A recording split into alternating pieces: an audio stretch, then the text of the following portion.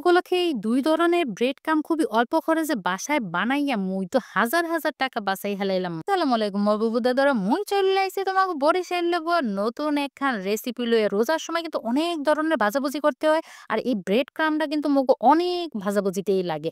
আর বাইরের দিয়ে এতটা হাত দিয়ে না কিনলে ঘরে বইয়ে এত অল্প খরচে এই ব্রেড ক্রাম্ব গুলো বানাই হেলান যায়। এর জন্য যেটা লাগবে সেটা হচ্ছে মোকে পাউরুটি। আর এই পাউরুটির যে পাশে ব্রাউন অংশগুলো আছে এগুলা প্রথমে মুই কাটতালামো। আর এগুলা কিন্তু হালাই দেবেন না, এগুলা দিয়ে কিন্তু আলাদাভাবে ব্রেড ক্রাম্ব বানানো যাবে।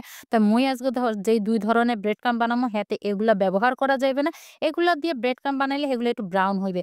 যাই হোক, মুই এখানে অর্ধেকটা পাউরুটি সুন্দর মতো ছিঁড়ে টুকরা করে একটা ব্লেন্ডারের বাটির মধ্যে লইয়ে লইছি। এগুলার এখন একটা গোটা দিয়ে নিয়ে আইতে হইবে। মুই কিন্তু আজকে সাদা আর লাল যেই ২ টা ব্রেড ক্রাম্ব বাজারে পাওয়া যায়, মার্কেটে পাওয়া যায় সেই ২ ধরনের বানাই দেখামু।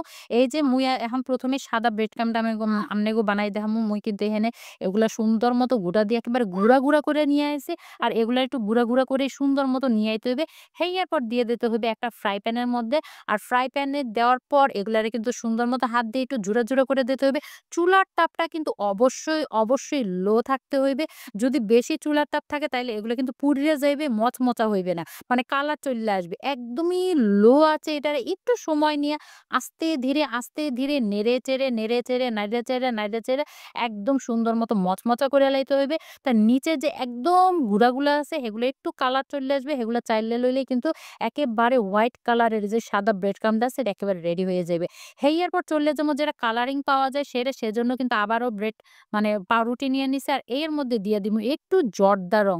এই জর্দা রংটা কিন্তু অবশ্যই পাউডার ফর্মে হইতে হইবে, লিকুইডটা হইলে হইবে না। সেটা দিয়ে সুন্দর মতো আবারও এই যে গুঁড়া দিয়ে নিয়ে আইয়া পড়ছি। এই যে দেখতেই পাইতেছেন সুন্দর করে গুঁড়া দিয়ে নিয়ে আইছি। এখন এগুলারে সেম আগের মতো করে ফ্রাই প্যানে দিয়ে একেবারেই লো আঁচে সুন্দর করে আস্তে ধীরে নাড়িয়া মচমচা করে লাইতে হইবে। অনেকে এগুলা কিন্তু না ভাইজ্যাও ব্যবহার করতে পারেন। সেক্ষেত্রে যখনই এই ব্রেড ক্রাম্ব গুলা বানাবেন তখনই ব্যবহার করতে হবে। যদি স্টোর করতে চান তাইলে কিন্তু এইভাবে এইটার যে যত আর্দ্রতা আছে এটা কিন্তু একেবারে সুন্দর মতো শুকাই লইতে হইবে। নাইলে কিন্তু স্টোর করা যাবে না। লক্ষ্মী বুবু দাদারা, তোমরা যদি চাও পরবর্তী ভিডিওতে তোমাকে নামগুলো পড়ে হালাই তাহলে ঝটপট করে কমেন্ট করে হালাও। আর গত ভিডিওতে মোরে কমেন্ট করছি টুটুল ঢাকা গাবতলী, শমিমা আসমান বর্ধমান ভারত, হাবিব হাফসি পাবনা, সমিয়া কুইন শেরপুর থেকে, হগলডির অসংখ্য ধন্যবাদ মোরে কমেন্ট করার জন্য। এই যে দেখতে পাইতেছেন মোর কিন্তু কালারিং যে ব্রেড ক্রাম্বটা আছে এটাও কিন্তু একেবারে রেডি হয়ে গেছে। যখনই হাত দিয়ে ধরলে দেখবেন যে মুচমুচা হয়ে গেছে তখনই এগুলো নামাই হালাইবেন। আর ঠান্ডা হইলে কিন্তু এগুলো আরো মুচমুচা হয়ে যাবে। এত পারফেক্ট হয়েছে ব্রেড ক্রাম্বগুলো, নিজেরা না বানাইলে বুঝবেনই না। বাসায় যদি একদম পারফেক্ট ব্রেড ক্রাম্ব বানানো যায় তাহলে বাইরের দিয়ে কিনে আনার কোনোই দরকার নেই। ভাজাভুজির জন্য এত প্রয়োজনীয় একটা জিনিস লাগলে অবশ্যই শেয়ার করে রাখবেন। তো সবাই ভালো থাকবেন, আজকে এই পর্যন্তই, পরবর্তী দেখাবো। ধন্যবাদ।